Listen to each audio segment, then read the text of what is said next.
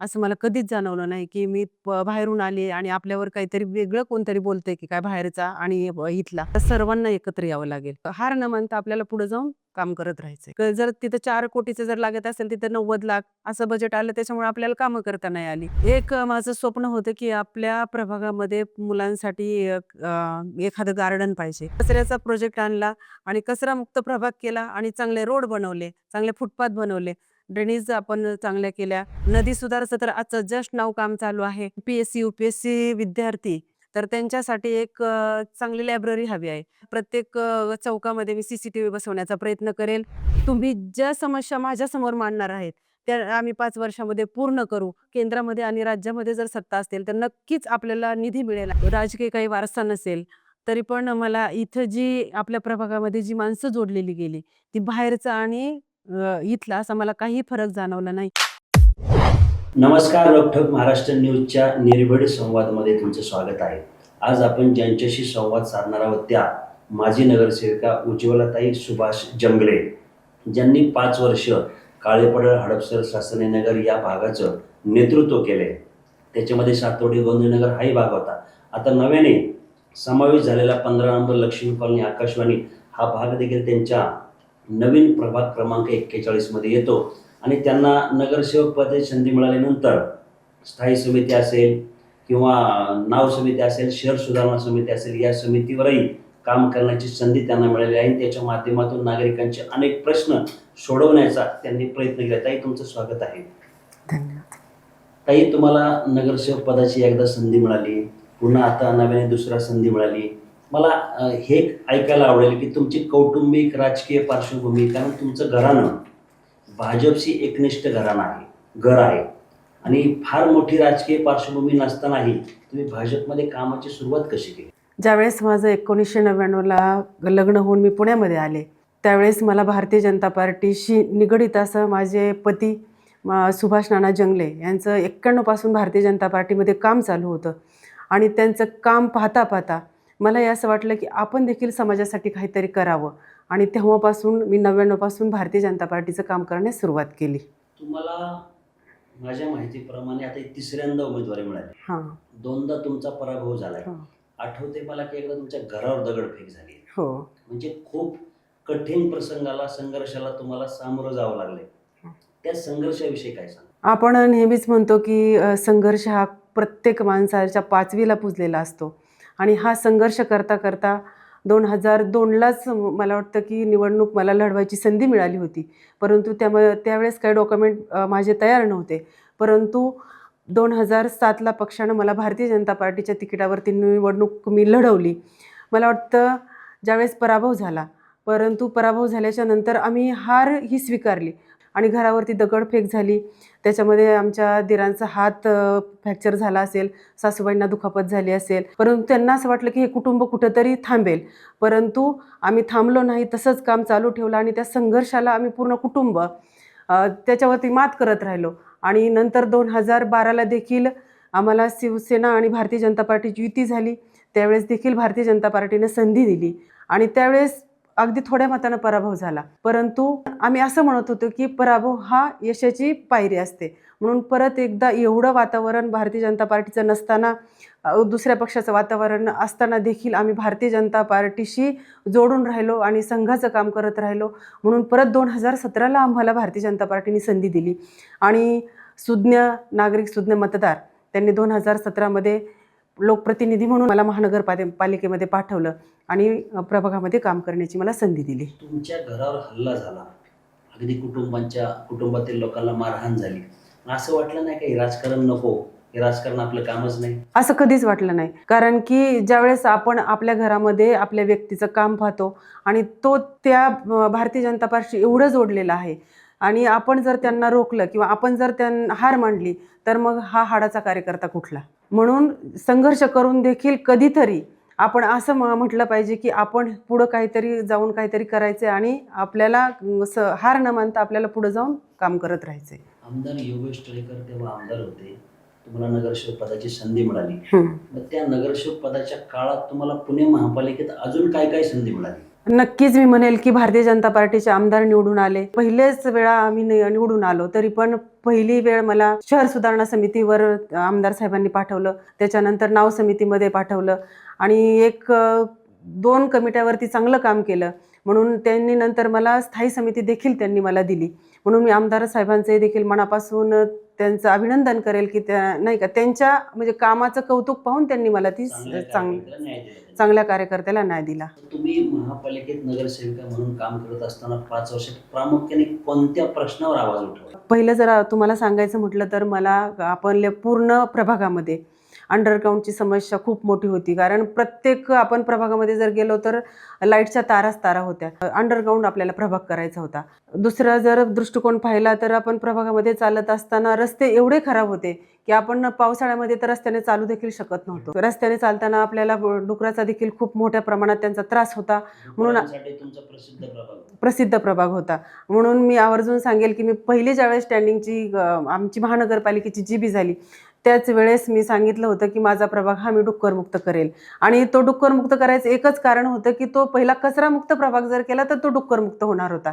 म्हणून आपण तिथं कचऱ्याचा प्रोजेक्ट आणला आणि कचरामुक्त प्रभाग केला आणि चांगले रोड बनवले, चांगले फुटपाथ बनवले, जेणेकरून की जर स्वच्छ आपण ठेवलं तर ते आपोआपच कमी होईल. म्हणून रस्ते चांगले केले, ड्रेनेज आपण चांगल्या केल्या, पाण्याची व्यवस्था चांगली केली. म्हणून वेगवेगळे चांगली कामं मोठी करता आली. चांगला निधी पण मिळाला. निधी चांगला मिळाला. म्हणजे तुमच्या प्रभागाविषयी सांगितलं जायचं की तुमच्या प्रभागात डुकरं सुरक्षित आहेत पण माणसं सुरक्षित नाही. हो. पण तुम्ही ते डुक्कर मुक्त करण्यात यशस्वी झाला.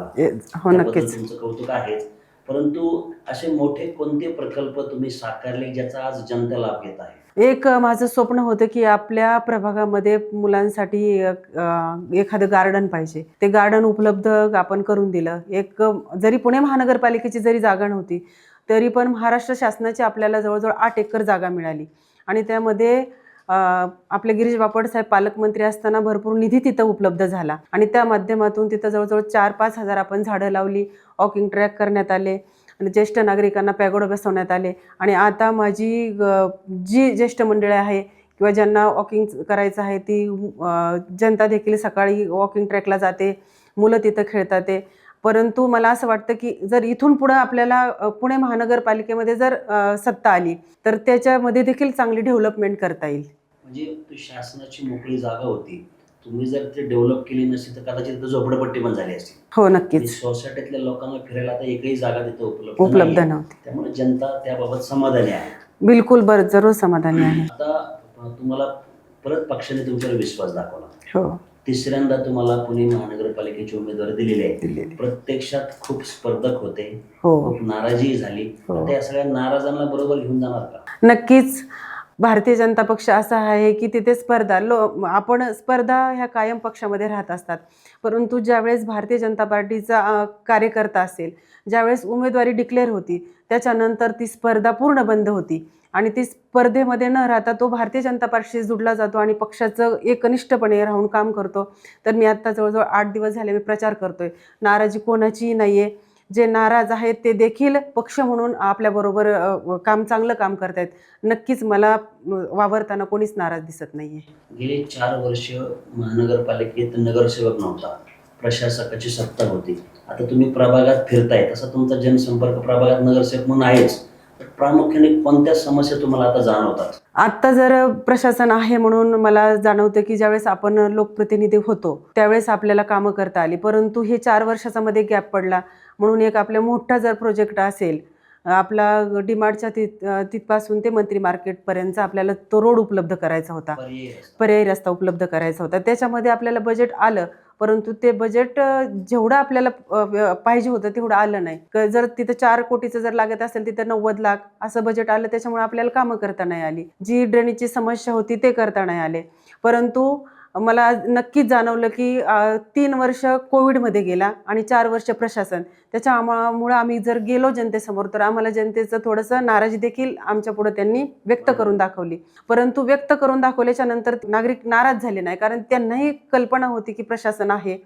थोडंसं लोकप्रतिनिधी नसल्याच्या नंतर प्रशासन थोडं दुर्लक्ष करतं. परंतु आपण प्रशासनाला वेळोवेळी जाऊन ज्या नागरिकांच्या समस्या असतील त्या नक्कीच त्यांच्याकडून आपण सोडवण्याचा जरूर प्रयत्न केला आणि मला असं वाटतं की प्रशासन देखील आपलं ऐकलं आणि ते करत राहिलं. परंतु जे कामं करता नाही आली ती नक्कीच नागरिकांनी बोलून दाखवली. परंतु त्यांना विश्वास होता की जरी आत्ता झाली नाही तरी ज्यावेळेस निवडणुका लागतील आणि नगरसेवक म्हणून तुम्ही निवडून याल त्यावेळेस नक्कीच तुम्ही आमच्या समस्या सोडवाल. ही म्हणजे आम्हाला नागरिक गेल्याच्या नंतर तुम्ही सोडवली अपेक्षा व्यक्त करत होते, म्हणून आम्हाला प्रशासन नव्हतं, उणीव जाणवली. परंतु नागरिकांचा, मतदारांचा आत्मविश्वास भरपूर होता, म्हणून आम्ही तो स्वतःमध्ये परिवर्तन करून आम्ही मतदारांना समजावून सांगितलं. मतदारसंघातून एक रस्ता जातो हडपसरपासून साधारण सय्यदनगरला जायचा रस्ता आहे श्रीराम चौकात. रस्ता अपुरा आहे, प्रचंड वाहतूक कोंडी होते, प्रचंड यातना लोकांना सहन करावं. याचा अभ्यास तुम्ही कधी केला की हा प्रश्न कसा सोडवायचा प्रयत्न केला, अभ्यास पण केला. परंतु तो जर रस्ता करायचा असेल तर आपल्याला सर्वांना एकत्र यावं लागेल. कारण की मी नगरसेवक आहे किंवा आमचे 2 नगरसेवक आहेत हे करून चालणार नाही. सर्व पक्षातील नगरसेवकांनी एकत्र येऊन, सर्व नागरिकांनी एकत्र येऊन तो प्रश्न सोडवला तर तो नक्कीच मार्गी लागेल. त्यासाठी आम्ही पर्यायी रस्त्याचा मार्ग काढला. 2 आपण भुयारी मार्ग केले. आमदार साहेबांच्या माध्यमातून ते चालू देखील झालेले आहेत आणि आता त्या समस्या बऱ्यापैकी कमी झालेल्या आहेत. परंतु अजून जर आपल्याला त्याच्यावरती जर काम करायचं असेल तर नक्कीच सर्वांना एकत्र येऊन आपल्याला तो काम करावं लागेल आणि ते नक्की जर एकत्र आलो तर होईल. पण तुमच्याबरोबर मागच्या वेळी पण निवडणुकीच्या रिंगणात 4 जण होते, पण निवडून 2च नगरसेवक आले. त्यात तुम्ही आला, एक मारुती आबा तुपे आले, 2 पराभूत झाले. आताही 4 जणांना उमेदवारी दिलेली आहे. काय वाटतं की 4 उमेदवार सक्षम आहेत? नक्कीच सक्षम आहेत. भारतीय जनता पार्टीने उमेदवार देताना 4 भागामध्ये राहणारे उमेदवार दिलेले आहेत. प्रत्येक भागामध्ये एक उमेदवार आहे. जसा प्रभाग आहे तसे उमेदवार आहेत. म्हणून मला वाटतं की भारतीय जनता पार्टीने सक्षम नेतृत्व म्हणून त्यांनी उमेदवार निवडलेले आहेत. आम्ही तर 2 नगरसेवक निवडून आलेलो आहोत. कामाच्या जोरावरती नागरिकांचा आत्मविश्वास आमच्यावरती आहे आणि आमचे जे दुसरे उमेदवार आहेत माननीय शिल्पाताई होले, त्यांचं देखील सामाजिक कार्य चांगलं आहे, जनसंपर्क चांगला आहे, म्हणून त्यांना देखील आपल्याला बरोबर घेऊन जायचं आहे. आणि आमचे विश्वासू उमेदवार आहेत, कुठेही गद्दारी करणारे कोणी उमेदवार नाही आहे. संदीप भाऊंचं जर सांगायचं म्हटलं तर त्यांनी विधानसभेमध्ये अध्यक्षपद म्हणून भूषवलं आहे. त्यांचा देखील जनसंपर्क खूप आहे. मागच्या वेळेस त्यांनी निवडणूक लढवली, त्याचा अनुभव देखील आहे. म्हणून ही अनुभवाची शिदोरी घेऊन आम्ही सर्वजण 4 भागातून 4 उमेदवार नक्कीच एकमेकांना बरोबर घेऊन, मागच्या वेळेस 2 नगरसेवक आले होते परंतु आम्ही 2 न होता 4 नगरसेवक म्हणून आम्ही नक्कीच महानगरपालिकेमध्ये जाणार आहोत, ही आम्हाला आत्मविश्वास आहे चौघांना देखील. प्रभागातील प्रश्न सोडवण्यासाठी 2 नगरसेवक असतील तर विसंवाद असतो. दुसऱ्या पक्षाचे 2 आणि तुमच्या पक्षाचे 2. 4 नगरसेवक असणं आवश्यक आहे असं मला वाटतं. आवश्यक आहे, जरूर वाटतं. त्याच्यामुळे काय होऊ शकतं? त्याच्यामुळे भारतीय जनता पक्षाची महानगरपालिकेमध्ये सत्ता तर येणारच आहे. महापौर देखील भारतीय जनता पार्टीचाच होणार आहे. मला वाटतं की 165 उमेदवार फक्त भारतीय जनता पार्टीने पुणे महानगरपालिकेमध्ये दिले आहेत. दुसऱ्या पक्षाचे 165 उमेदवार देखील नाहीत. म्हणून मला असं वाटतं की जर महापालिकेमध्ये आपल्या भारतीय जनता पार्टीची सत्ता येणार आहे, महापौर आपला येणार आहे, म्हणून जर आमचे 4 जर नगरसेवक म्हणून जर निवडून गेले तर आम्हाला भांडून निधी आणता येईल आणि पूर्व भागातल्या ज्या काही अडीअडचणी आहेत त्याला सामोरं न जाता आम्हाला नक्कीच चौघांना मिळून काम करता येईल. तुम्ही आता 4 नगरसेवक एकत्रित फिरताय, लोकांचा प्रतिसाद कसा आहे? प्रतिसाद खूप चांगला आहे. लोकांच्या भावना अशा आहेत की उमेदवार न पाहता आम्ही फक्त भारतीय जनता पार्टीचं कमळ चिन्ह पाहणार आहोत आणि आम्ही 2 बटन बघणार नाही, 4 बटन बघणार नाही, फक्त 4 कमळ बघून आम्ही मतदान करणार आहोत, अशीच प्रत्येक मतदाराची इच्छा आहे. विरोधक असा आरोप करतात की तुमच्या चौघांमध्ये विसंवाद आहे, त्यामुळे तुमचं नुकसान होणार आहे. विरोधक जरी बोलले तरी परंतु आम्हाला आत्मविश्वास आहे की आमचे विश्वासू उमेदवार 4ही आहे. त्याच्यामुळं विरोधक बोलतच राहणार, परंतु आम्ही 4 जण एवढे एकत्र आहोत की ते त्यांना 16 तारखेला नक्कीच कळेल. पुन्हा तुम्हाला नगरसेवक म्हणून काम करण्याची संधी मिळाली तर प्रभागाच्या विकासाचं व्हिजन कसं असेल? प्रभागाच्या विकासाचं जर व्हिजन म्हटलं तर आता मी तुम्हाला सांगितलं की आपल्याला पर्यायी डीमार्टच्या तिथून आपला जो रोड जाणार आहे त्याला थोडंसं बजेट कमी आहे, तो पूर्ण करणार आहे. अजून आवर्जून सांगावंसं वाटतं की MPSC UPSC विद्यार्थी जे आपल्या महाराष्ट्रातून म्हणण्यापेक्षा आमच्या बीड जिल्ह्यामधून, मराठवाड्यातून मुलं इथे येतात तर त्यांच्यासाठी एक चांगली लायब्ररी हवी आहे. तर आवर्जून सांगावंसं वाटतं की तिकडच्या मुलांना इकडं खर्च देखील पेलवणारा नाहीये, म्हणून त्यांच्यासाठी लायब्ररी करण्याचा माझा मानस आहे. चांगल्या आपल्या प्रभागामध्ये जिम हव्या आहेत तर जिम देखील आपल्या प्रभागामध्ये नाही तर तो जिम करण्याचा देखील मानस आहे. अजून आपल्या भागामध्ये मोठं आपल्या सरकारी हॉस्पिटल नाहीये तर नक्कीच ते हॉस्पिटल जर झालं तर आपल्या भागामधील नागरिकांना काही अडीअडचणी असतील, दवाखान्याचे प्रश्न असतील तर त्यांना ससूनपर्यंत न जाता आपल्या इथं जर सुसज्ज जर हॉस्पिटल झालं तर नक्कीच त्यांना इथं उपलब्ध होईल आणि त्यांच्या ज्या आरोग्याच्या सेवा असतील त्या जवळच्या जवळ इथे प्रभागामध्ये होतील. तुम्ही बीड जिल्ह्यातून आलेला, माहेर सासर तुमचे बीड जिल्ह्यातील आहे, तुमची कर्मभूमी हडपसर आहे. हो. आता इथं निवडणूक लढवत असताना तुमच्या घरावर एकदा हल्लाही झाला. हो. स्थानिक बाहेरच्या या गोष्टीचा संघर्ष तुम्हाला जाणवला का? बीड जिल्ह्यातून जरी आले असेल, राजकीय काही वारसा नसेल तरी पण मला इथं जी आपल्या प्रभागामध्ये जी माणसं जोडलेली गेली ती बाहेरचा आणि इथला असा मला काही फरक जाणवला नाही. एक परिवारातली लोक म्हणून मी काम केलं आणि आज देखील मी फिरते तर मला बाहेरचा आणि इथला असा काही फरक जाणवत नाही. प्रत्येक जात भेद वर्णभेद न करता प्रत्येकाशी निगडीत राहून आम्ही एकत्र मिळून काम करतोय असं मला कधीच जाणवलं नाही की मी बाहेरून आली आणि आपल्यावर काहीतरी वेगळं कोणतरी बोलते की काय बाहेरचा आणि इथला, असं बिलकुल जाणवलं नाही. सगळ्यांबरोबर आम्ही काम करतोय आणि ते देखील आम्हाला सामावून घेतात. तुमच्या प्रभागामध्ये मराठवाड्यातील खूप मोठ्या प्रमाणात कुटुंबीय आहेत. हो. तसेच स्थानिकही मतदार खूप जास्त आहेत. हो. मग तुम्हाला स्थानिक आणि बाहेरगावचे दोन्ही साथ देतील का? दोन्ही साथ देतील नक्कीच. यशस्वी पुरुषाच्या मागे एक स्त्री असते अशी म्हण आहे आपल्याकडं. हो. पण तुम्ही राजकारणात समाजकारणात यशस्वी झाला. हां. तुमच्या मागे जो पुरुष आहे हो, त्यांच्याबद्दल काय सांगा? त्यांच्याबद्दल जर सांगायचं म्हटलं तर भरपूर काय आहे. पडद्यामागं जे करतात ते आहेतच. बाहेर माझ्या समोर न येता मागचं त्यांचं खूप चांगलं आहे आणि 16 तारखेला किंगमेकर म्हणून तेच असतील. शांत संयमी स्वरूपाचे नाना या निवडणुकीची या प्रभागातील भाजपच्या 4 उमेदवारांच्या विजयाचे किंगमेकर ठरतील असा तुम्हाला विश्वास आहे का? 4ही उमेदवारांचे किंगमेकर हे सुभाष जंगले असतील, त्यांची पूर्ण टीम असेल, आमचे विधान परिषदेचे आमदार माननीय योगेश अण्णा टिळेकर असतील. परंतु प्रभागामध्ये ज्या काही घडामोडी आहेत, प्रचार यंत्रणाची रेगनारेग जर म्हटलं तर ती सुभाष जंगले हे तत्परतेने आणि 4ही जणांना सोबत घेऊन ते आतापर्यंत पार पाडतायत. आता तुम्ही जे निवडणूक प्रचार करताय, निवडणूक रणधुमाळी म्हणजे खूप काम असतं. हो. तुम्हाला 24 तासही पुरत नाही. कुटुंबाची साथ कशी लागते? अगदी कुटुंबाची जर साथ म्हटलं तर घरी गेल्याच्या नंतर मला जाणवत देखील नाही की आपण दिवसभर एवढी धावपळ केली आणि आपण खूप दमून आलोय, असं बिलकुल मला जाणवत नाही. परिवार खूप चांगला आहे आणि समजून घेणार आहे.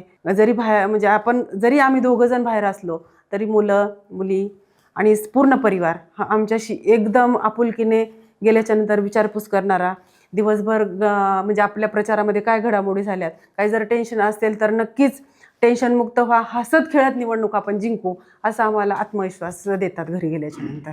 ताई मला सांगा, केंद्रामध्ये भाजपची सत्ता आहे, राज्यामध्ये भाजपची सत्ता आहे आणि आता महापालिकेत तुमचा विश्वास आहे की भाजपची सत्ता आहे, याचा फायदा या जनतेला होईल असं वाटतं तुम्हाला? नक्कीच फायदा होईल. कारण की तुम्ही आता तो चांगला प्रश्न विचारला आहे. कारण की आम्ही स्टँडिंग कमिटीमध्ये काम केलेलं आहे. त्यावेळेस महाराष्ट्रामध्ये केंद्रामध्ये भारतीय जनता पार्टीची सत्ता, राज्यामध्ये भारतीय जनता पार्टीची सत्ता. त्यामुळे ज्यावेळेस आम्ही नगरसेवक म्हणून पुणे महानगरपालिकेमध्ये होतो त्यावेळेस आपण मेट्रोचं काम पाहिलं असेल, जायकाचे मोठे मोठे प्रकल्प पाहिले असतील, नदी सुधारचं तर आजचं जस्ट नाव काम चालू आहे.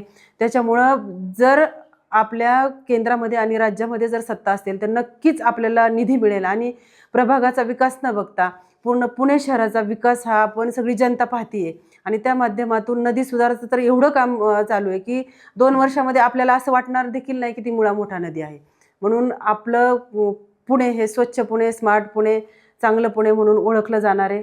ते कशामुळं तर नक्कीच केंद्रामध्ये आणि राज्यामध्ये जर सत्ता असेल तर ह्या आपल्याला अनुभवायला नक्कीच मिळेल. 2017मध्ये नगरसेवक म्हणून मला आपण सर्वांनी मतदार रूपी आशीर्वाद देऊन संधी दिली. अनेक प्रकल्प मी मार्गी लावले. परंतु मला असं वाटतं की आता आपण निवडून दिल्याच्या नंतर अजून देखील जे प्रलंबित प्रश्न आहेत ते नक्कीच मी मार्गी लावेल आणि जे राहिलेले प्रकल्प असतील ते नक्कीच जनतेला आवाहन करेल की मी ते पूर्ण करेल, असा मला आत्मविश्वास आहे आणि आत्मविश्वासाच्या जोरावर ही निवडणूक लढवणार आहे आणि जिंकणार देखील आहे. त्यासाठी मला मतदारांचा पाठिंबा लागणार आहे आणि मतदार मला पाठिंबा देणार आहे, एवढा माझा आत्मविश्वास आहे. आपल्या प्रभागामध्ये बेरोजगारीचा देखील मोठा प्रश्न उपलब्ध झालेला आहे. नक्कीच नगरसेवक म्हणून जर संधी दिली तर बेरोजगारीचा प्रश्न देखील मी सोडवेल. आपण जर पाहिलं तर महिला भगिनींना घरगुती काही व्यवसाय निर्मिती करून देईल, त्यांना प्रशिक्षण वर्ग निर्मिती करून देईल, बचत गटाच्या माध्यमातून त्यांना घरगुती जो व्यवसाय असेल त्याला देखील उपलब्धता करून त्यांना घरच्या घरी कसा व्यवसाय करता येईल. कारण की प्रत्येक महिलेला बाहेर जाणं हे कठीण असतं. म्हणून मी एवढंच सांगेल की आपल्या महिलांना घरच्या घरी बसून कसं व्यवसाय निर्मिती करता येईल आणि त्यांना प्रशिक्षण देऊन स्वतःचा व्यवसाय करून त्यांना आपल्या घरगुती व्यवसायातून त्यांना जास्त उत्पन्न कसं मिळेल ह्याच्यावर देखील मी प्रयत्न करील. नमस्कार, मी उज्ज्वला सुभाष जंगले, प्रभाग क्रमांक 16 ब मधून मी भारतीय जनता पार्टीची अधिकृत उमेदवार म्हणून उभी आहे. तरी प्रभागाच्या सर्वांगीण विकासासाठी आम्ही 4ही उमेदवार, पहिला उमेदवार शिल्पाताई नितीन होले, संदीप रामचंद्र दळवी, मारुती शिवाजी तुपे हे असे 4 उमेदवार आहेत. तर 4ही उमेदवारांना कमळ या चिन्हासमोरील बटन दाबून प्रचंड बहुमतांनी विजयी करा ही नम्र विनंती. धन्यवाद.